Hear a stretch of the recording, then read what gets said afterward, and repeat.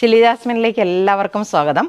ഏകദേശം വർഷത്തിൻ്റെ എല്ലാ കാലങ്ങളിലും തന്നെ എല്ലാ സമയങ്ങളിലും തന്നെ നല്ല ഭംഗിയുള്ള വലിപ്പമുള്ള പൂക്കൾ തരുന്ന ഒരു ചെടിയാണ് അടീനിയം.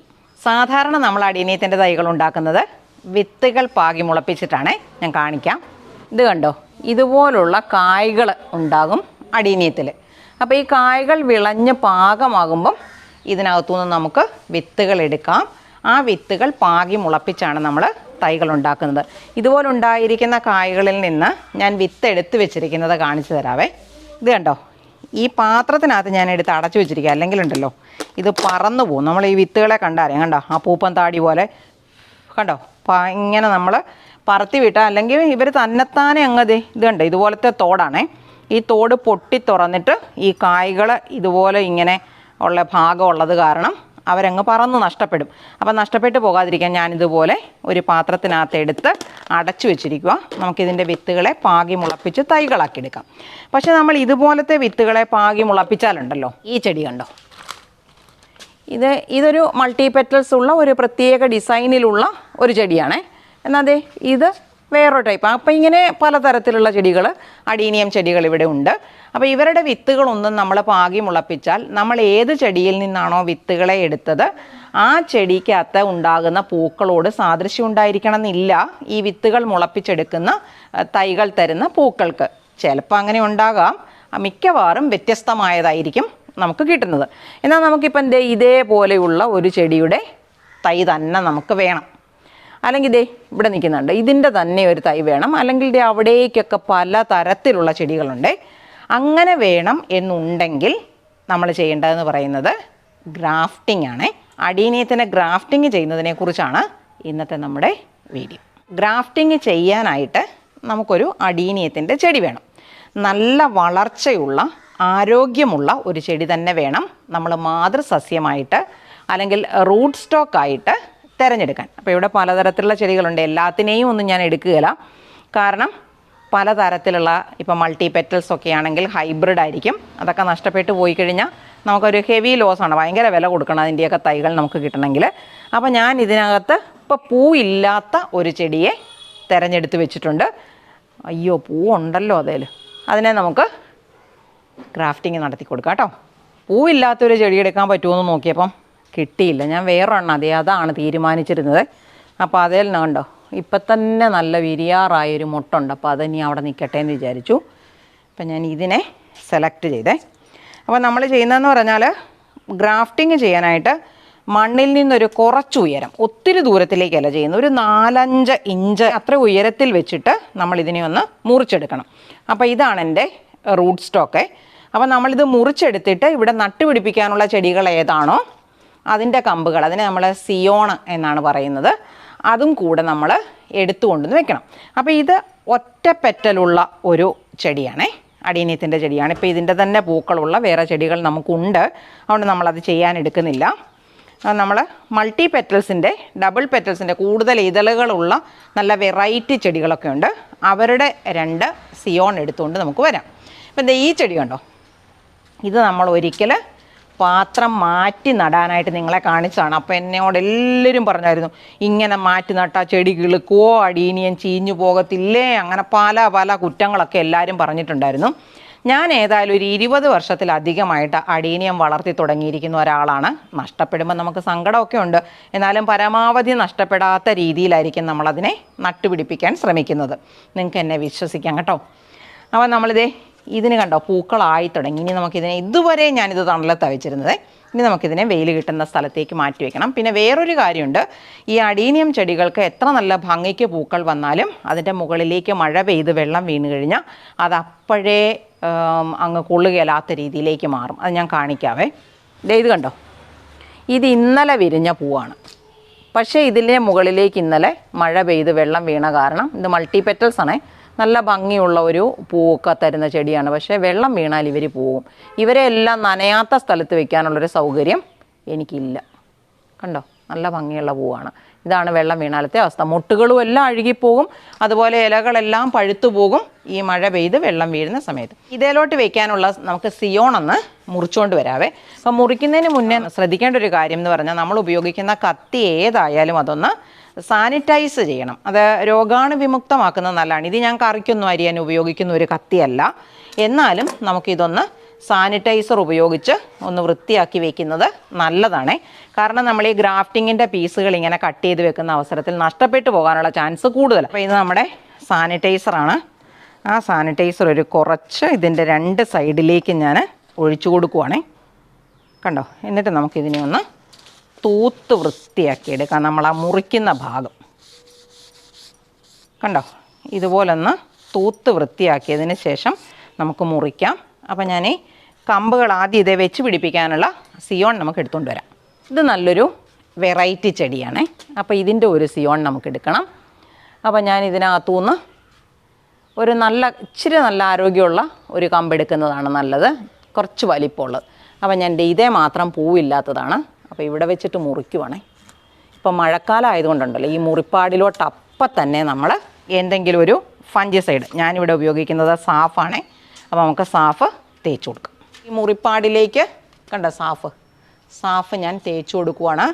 ഇത് കണ്ടോ, ഇത് നല്ല ഒരു മൾട്ടി പെറ്റൽസ് ഉള്ള നല്ല കളറുള്ള ഒരു പൂവിൻ്റെ ചെടിയാണ്. ഈ പൂവുണ്ട്, നല്ല ഭംഗിയുണ്ട്. അകത്ത് നല്ല കറുപ്പായിട്ട് തന്നെ കാണാം. കണ്ടോ? നിറയെ പൂക്കളും ഉണ്ടാകും. അപ്പം ഞാൻ ഇതിൻ്റെ ഒരു കമ്പാണ് എടുക്കുന്നത്. ഒറ്റ മുറിക്ക് മുറിയുന്ന കത്തിയാണ് നല്ലത്. അപ്പോൾ ഇവിടെ നമ്മൾ ഇതേപോലെ തന്നെ സാഫ് തേച്ച് കൊടുത്തോണേ. ഈ പൂവിൻ്റെ കണ്ടോ, ഇതിൻ്റെ ഒരു ചെടി, ഇതിൻ്റെ പൂക്കളുടെ ഭംഗി എന്ന് പറഞ്ഞാൽ നമുക്ക് തുറക്കാൻ പറ്റുവാണെങ്കിൽ കാണി. ഇത് ഓരോ ഇതെല്ലാം കണ്ടോ ഇങ്ങനെ ഇരിക്കും. ലൈറ്റ് റോസൽ ഇങ്ങനെയാണ് വരുന്നത്. അപ്പോൾ ഇതിൻ്റെ ഒരു സിയോണും കൂടെ ഞാൻ എടുക്കുവാണേ. ഇത് നമ്മളൊരു സിയോണായിട്ട് എടുത്തിരിക്കുന്നതാണേ. അതിന് നമ്മൾ ചെയ്യേണ്ടതെന്ന് പറഞ്ഞാൽ നല്ല സ്ട്രെയിറ്റ് ആയിട്ട് തന്നെ മുറിച്ചെടുക്കണം.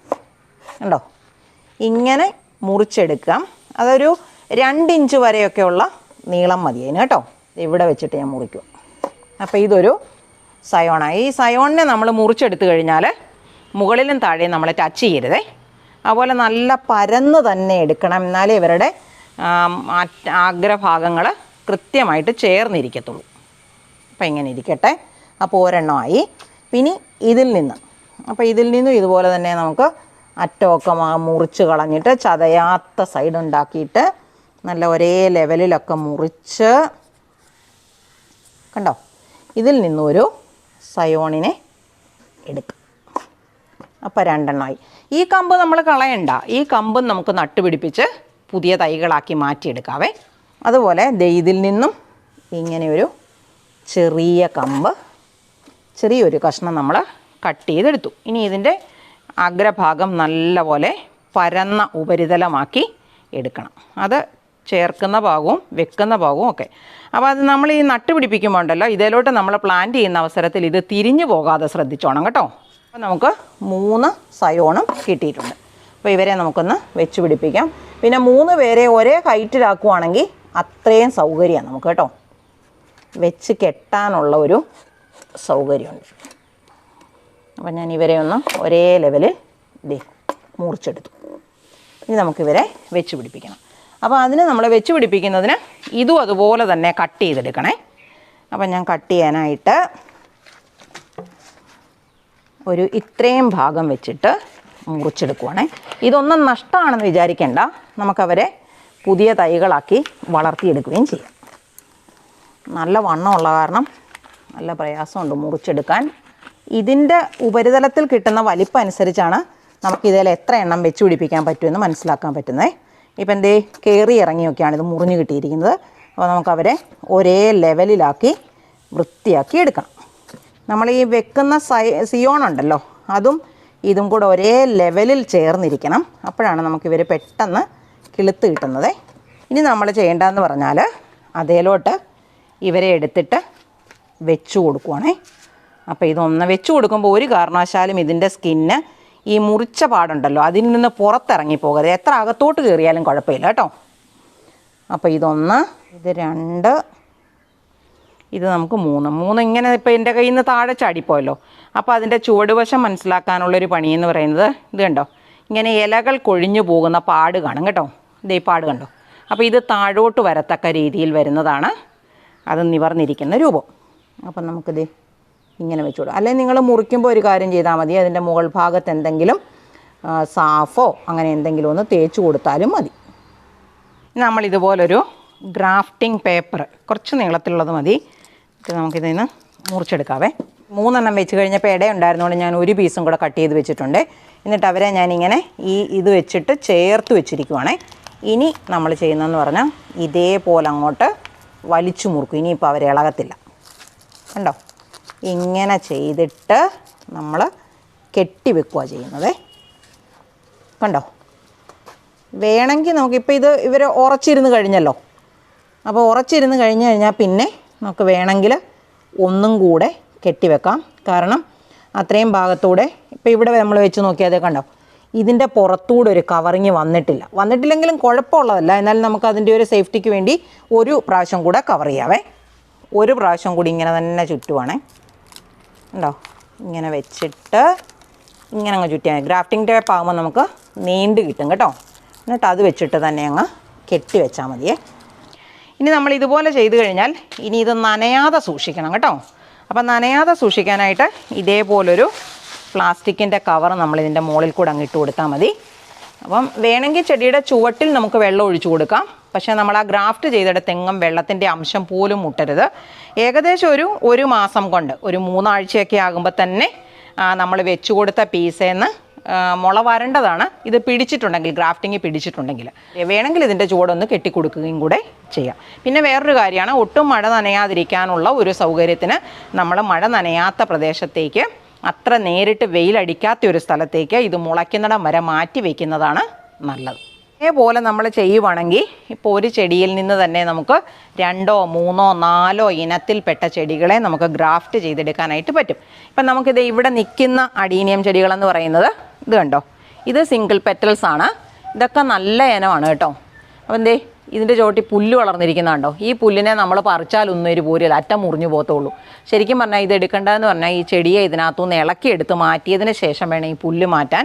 നിങ്ങൾ വിചാരിക്കും ഞാൻ അടീനിയത്തിൻ്റെ ഒപ്പം ഇതിനകത്തൊക്കെ പുല്ലിനെ വളർത്തിയെടുക്കുവാന്ന് വിചാരിക്കും ഇതിപ്പം നിപ്പ് കണ്ടാൽ.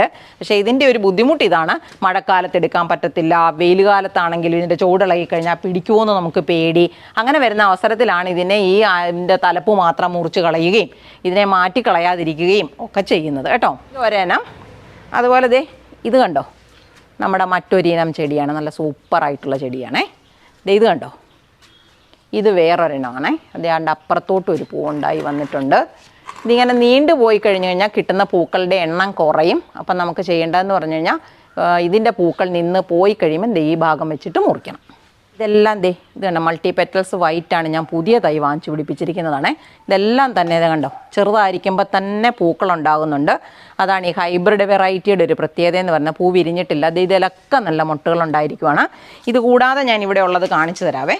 നിറയെ പൂവിട്ട് കിട്ടാനുള്ള പണി എന്ന് പറയുന്നത് ഇതുണ്ടോ, ഇതേപോലെ ശിഖരങ്ങളാക്കി എടുക്കുക എന്നുള്ളതാണ്. ഇതുണ്ടോ, ഇത് നല്ലൊരു വെറൈറ്റി. ഇതൊക്കെ പഴയ കാലത്തുണ്ടായിരുന്നതാണ്. ഇപ്പം ഇതിനെയൊന്നും അങ്ങനെ നമുക്ക് കിട്ടുന്നില്ല. നല്ലൊരു ഈ കളറല്ല, ഈ കളറ് ഇതിന് മുമ്പേ കാണിച്ച സിംഗിൾ പെറ്റലും അതിൽ നിന്ന് വ്യത്യസ്തമാണ്. ഇത് കണ്ടോ, ഇതും ഇതുപോലെ നമ്മളിവിടെ കാണിച്ചതിൽ നിന്നെല്ലാം വ്യത്യസ്തമായിട്ടുള്ളതാണ്. ഇത് കണ്ടോ, ഇത് മൾട്ടി പെറ്റൽസ് പിങ്കാണേ, നല്ല ഭംഗിയുള്ള പൂവാണ്. അതുപോലെ ഇത് കണ്ടോ, ഇച്ചിരി കളർ കറുപ്പ് കൂടിയ ബ്ലാക്ക് സ്വാൻ എന്ന് പറയുന്നൊരു വെറൈറ്റിയാണിത്. പിന്നെ ഇതൊക്കെ നമ്മളുടെ സാധാരണയൊക്കെ തന്നെയാണ്. ഇത് കണ്ടോ, സിംഗിൾ പെറ്റലാണെങ്കിലും വേറെയാണ് കേട്ടോ. അതുപോലെ ഇതും ഒരു മൾട്ടി പെറ്റലാണേ, നല്ലൊരു ഇച്ചിരി കൂടി ഒരു പിങ്കിൻ്റെ ഡാർക്ക് ചേരുന്നൊരു മൾട്ടി പെറ്റലിൻ്റെ ചെടിയാണ്. ഇതിപ്പോൾ മുറിച്ച് കഴിഞ്ഞപ്പോൾ കണ്ടോ, ഒറ്റ കമ്പായിട്ട് വളർന്നു വന്ന ചെടിയാണ്. മുറിച്ച് കഴിഞ്ഞപ്പോൾ 3 കമ്പുകളായിട്ട് 3ലും പൂക്കൾ വരും. അപ്പോൾ ഇതേപോലെ നമുക്ക് ഒരു ചെടിയിൽ നിന്ന് പല കളറുള്ള ചെടികൾ ഉണ്ടാക്കിയെടുക്കാം. നിങ്ങൾ അഡീനിയം വളർത്തുന്നവരാണെങ്കിൽ ഇങ്ങനെയൊന്ന് ചെയ്തു നോക്കണം. എൻ്റെ വീഡിയോ ഇഷ്ടമാകുവാണെങ്കിൽ ഒരു ലൈക്ക് തരാനും, സബ്സ്ക്രൈബ് ചെയ്യാത്തവരാരെങ്കിലും ഉണ്ടെങ്കിൽ സബ്സ്ക്രൈബ് ചെയ്യാനും മറന്നു പോകല്ലേ. ഇതേപോലെ ഉപകാരപ്രദമായ മറ്റൊരു വീഡിയോയുമായി നമുക്ക് അടുത്ത ദിവസം വീണ്ടും കാണാം.